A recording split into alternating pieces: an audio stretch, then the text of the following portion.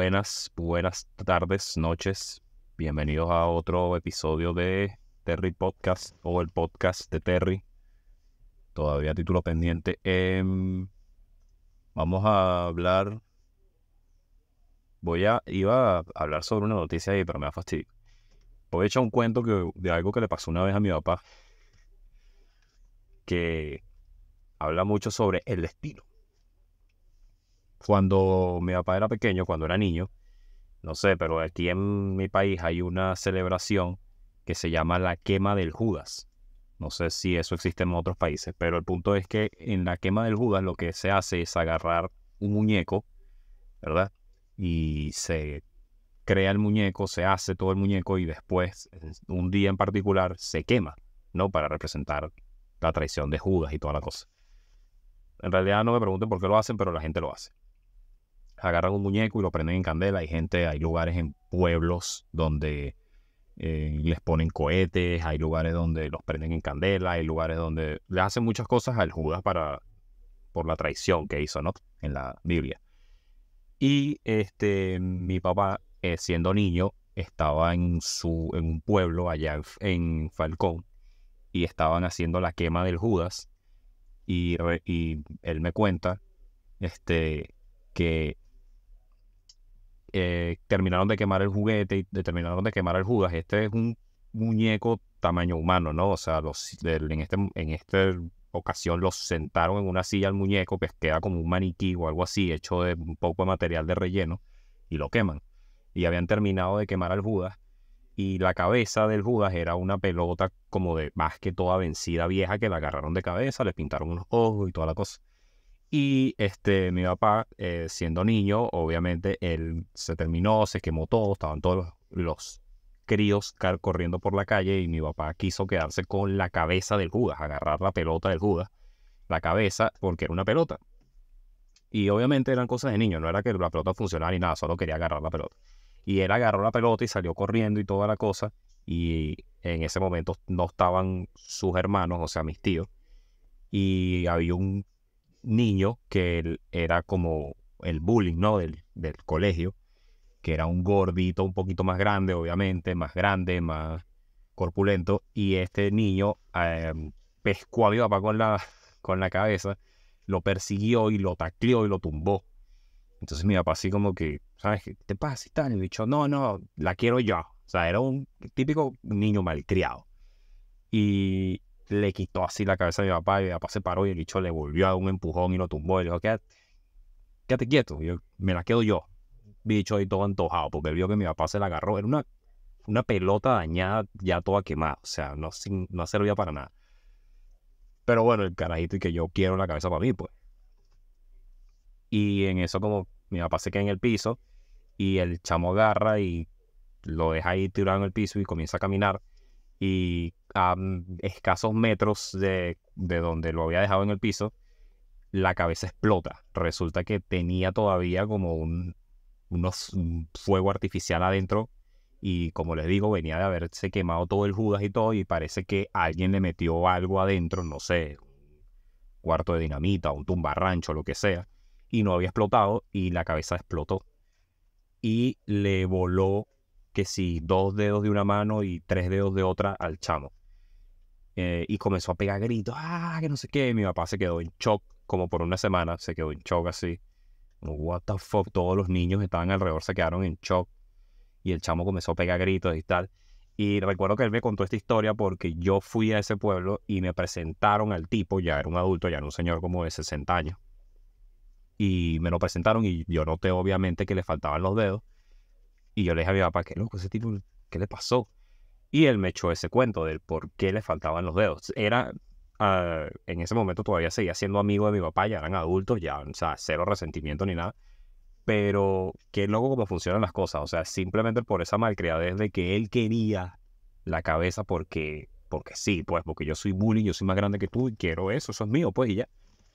Y le pasó eso, le explotó y mi papá lo estaba viendo cuando le explotó en las manos y le voló los dedos. Y bueno, eso nos dice bastante de cómo funcionan a veces las cosas del destino. Tal vez yo tuviese un papá sin dedos, quién sabe. Pero sí, eso pasó, verídico. Qué loco, ¿no? Qué loco esas historias. Nunca me ha pasado nada así, espero que no. Pero mi papá sí tiene par de historias locas en su juventud y en su niñez, como todos los padres o los abuelos, ¿no? Otra historia, otra cosa que quería hablar, que como les he dicho, quiero hacer los episodios más cortos. Entonces aquí quiero matar con este último cuento que voy a contar, esta última historia que voy a contar, que es sobre la primera vez que la primera vez que alguien que estaba al servicio de un rey fue acusado de violación por una mujer. Y es la historia también del último duelo medieval registrado en Francia. La última vez que alguien hizo un duelo medieval registrado. Este duelo sucedió en 1386. En 1386 en Francia, obviamente. En el 29 de diciembre, ya casi terminando el año.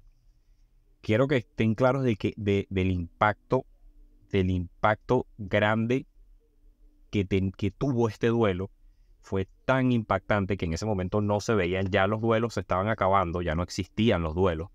Y fue tan impactante que incluso el rey de Francia, que era un joven, tenía como 18 años en ese momento, estaba en un lugar que se llamaba Fiandes. Y Fiandes era donde él estaba preparando su estrategia para atacar a los ingleses. Y la importancia del duelo, o sea, el hype, la emoción que tenía el duelo, era tan grande que él decidió suspender la planeación del ataque contra los ingleses para él ir a ver el duelo. O sea, él quería presenciarlo. O sea, imagínense la fama que agarró este duelo, que él quería estar ahí presente. Pues él dijo, yo nunca lo he visto, soy un chamo y yo pensé que la gente ya no hacía esto, ¿no? El caso del duelo fue el siguiente. Había un señor que se llamaba Jean de Carouge. Jean de Carouge era obviamente un francés, un caballero francés, guerrero y noble. Los nobles eran las personas que tenían obviamente apellido, tenían tierras y tenían toda esta cosa. Este señor tenía un mejor amigo en su juventud que se llamaba Jacques Legris, o el Gris, ¿no? Jacques Legris era su compañero en la juventud, pero Jacques Legris no era noble. Era una persona con muy buenas conexiones, que a través de pasar el tiempo era muy buen combatiente, lo describen como un tipo súper fornido, súper grande, y el tipo era súper mujeriego. Y este señor tenía muy buenas conexiones, era uno de los mejores amigos del conde en ese momento, del conde Pierre, o sea, el conde Pierre II. El conde Pierre II obviamente, era primo del rey. O sea, imagínense lo enchufado que estaba este señor Legris, que era muy amigo del conde y el conde era el primo del rey.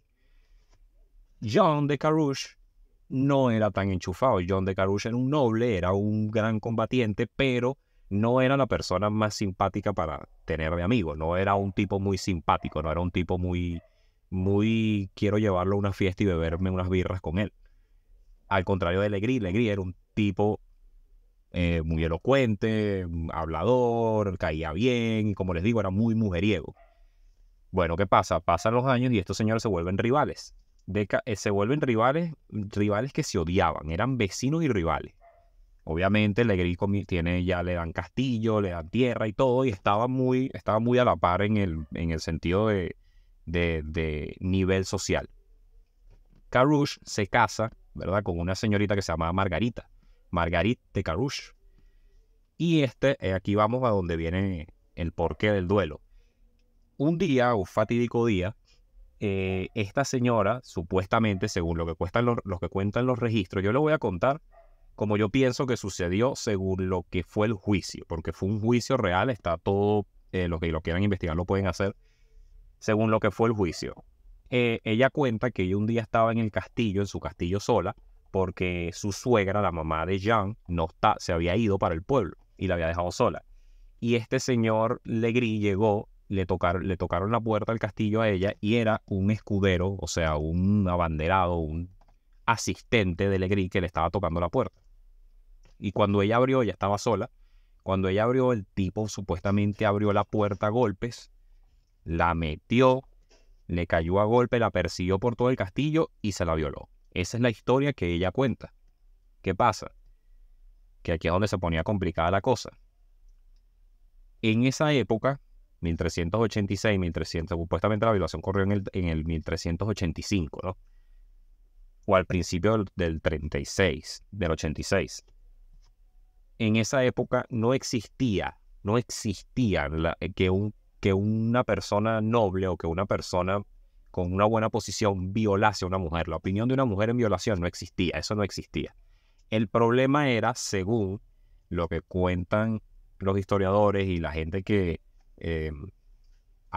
escribió sobre el caso, es que, qué loco como era todo en esa época, lo que cuentan es que el crimen, en realidad, que había cometido Legris no era violársela a ella. El crimen era atentar contra la propiedad de Jean. O sea, ella era propiedad de él y él había atentado contra la propiedad de él. No importa que él se lo hubiese violado o no, eso no era el problema. O sea, imagínense, el problema no era que él se la hubiese violado, el problema era que ella le pertenecía a su esposo y tú no puedes hacer eso porque tú estás atacando a otro hombre.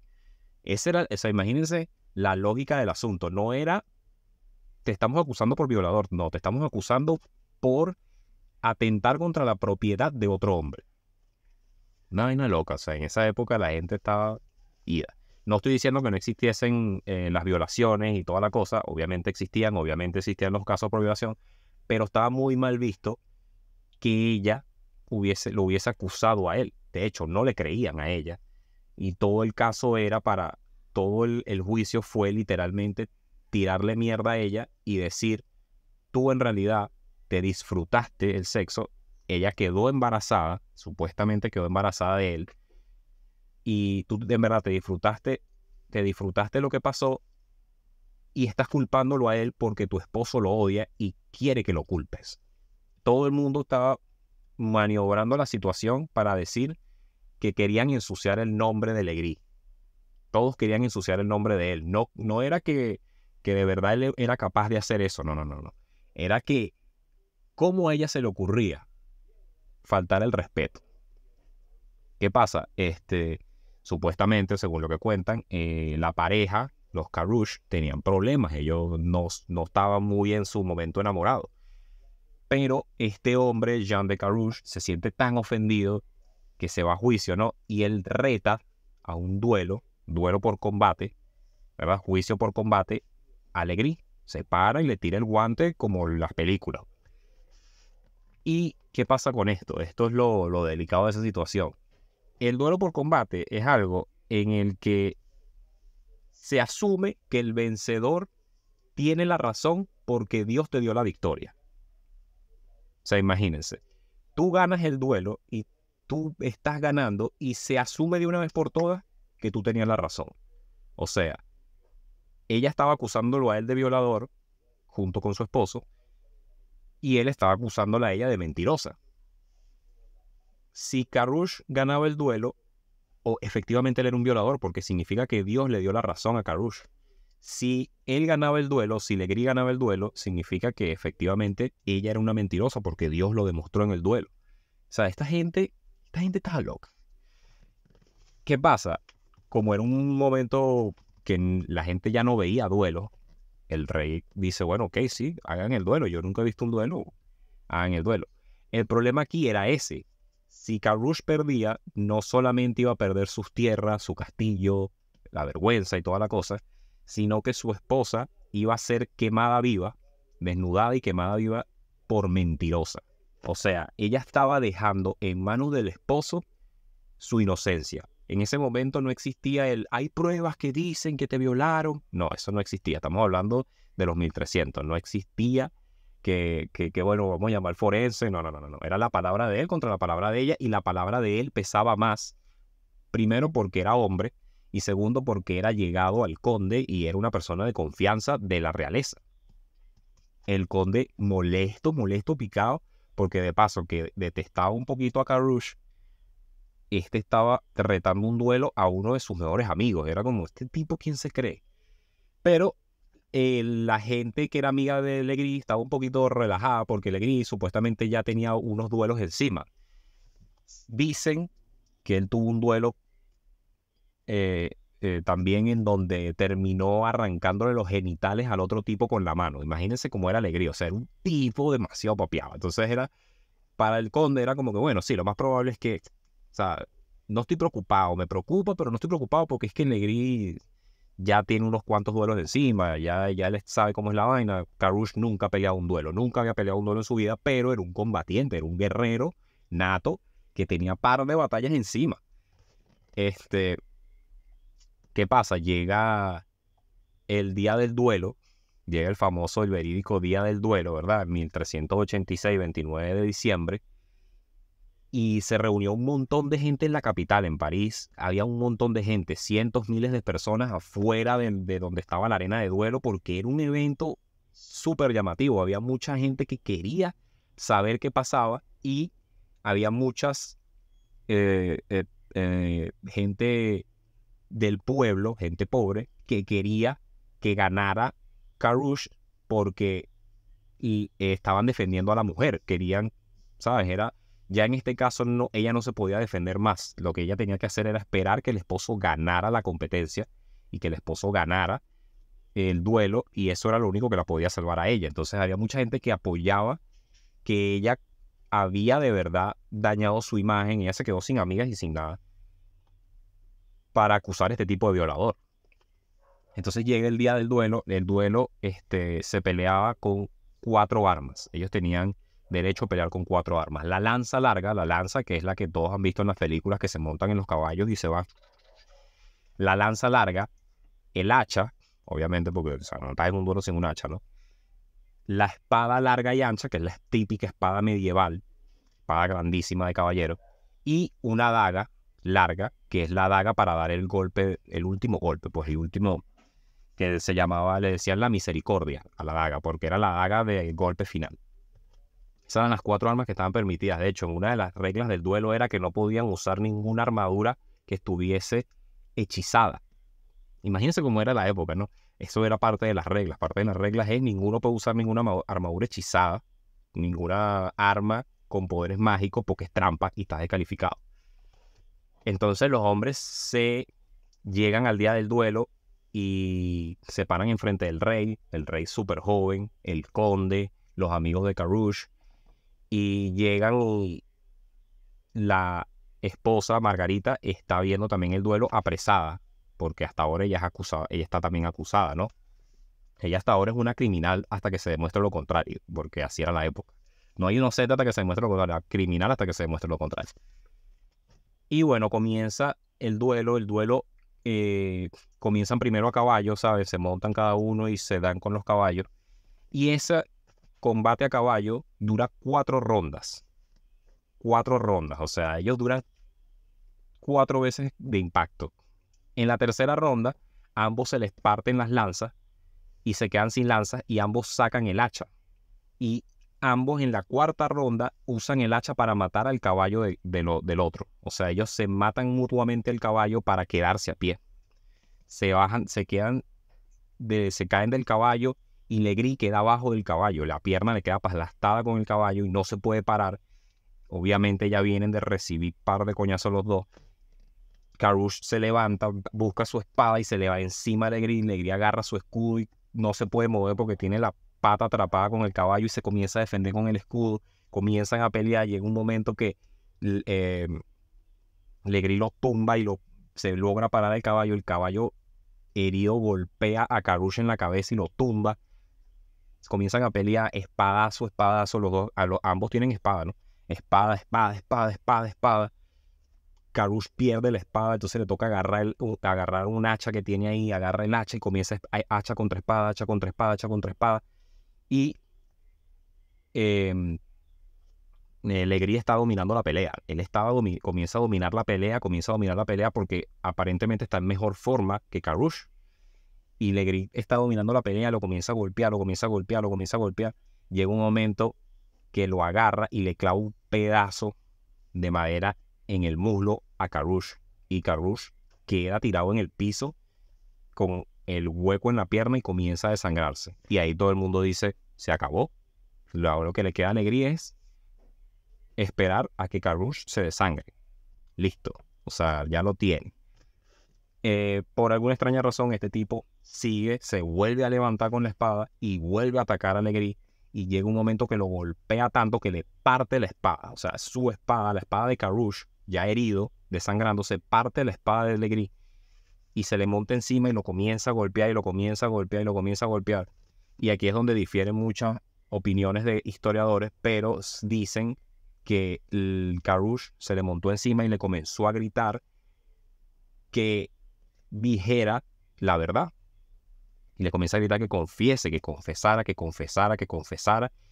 Y Legris no decía nada, ya todo con la cara llena de sangre, no decía nada.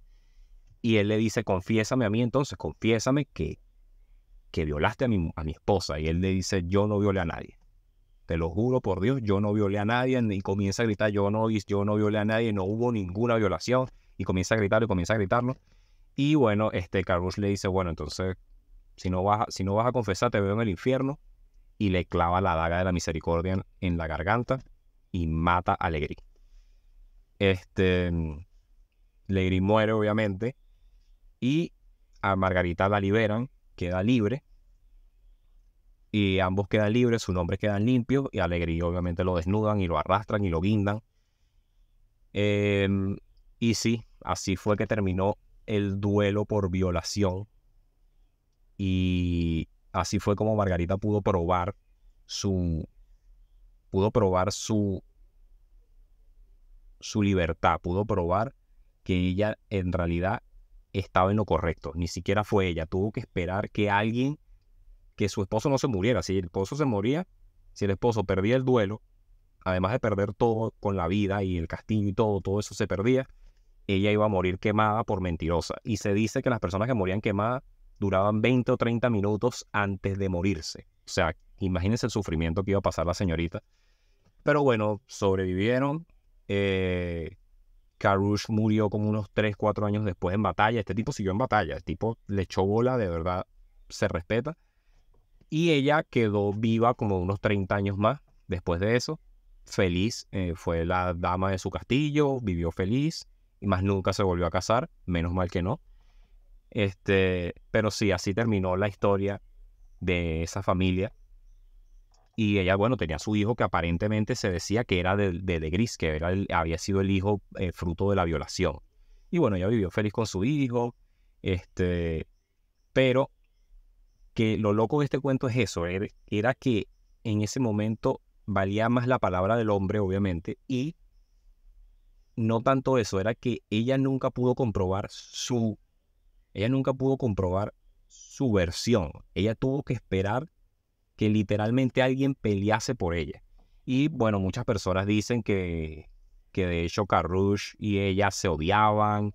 Hay gente que dice que todo fue un complot, que en realidad ya no la violaron, que era un complot del esposo que odiaba a este tipo simplemente para irse a duelo con él, que yo no creo que haya sido verdad porque estás arriesgando mucho para ir de duelo y que pierdas el nombre y pierdas el apellido y pierdas todo contra un tipo que supuestamente ya tenía unos duelos encima.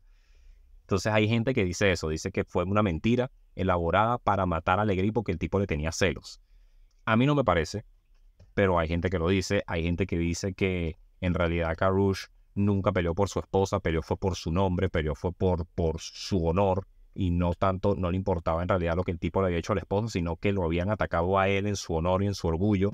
Puede ser, pero hay que simplemente dársela a que el tipo peleó por defender la versión de su mujer. Me violaron y él dice, me voy para duelo con este tipo, me voy a matar con este tipo, pues si mi mujer dice que la violaron, yo me voy a duelo con él.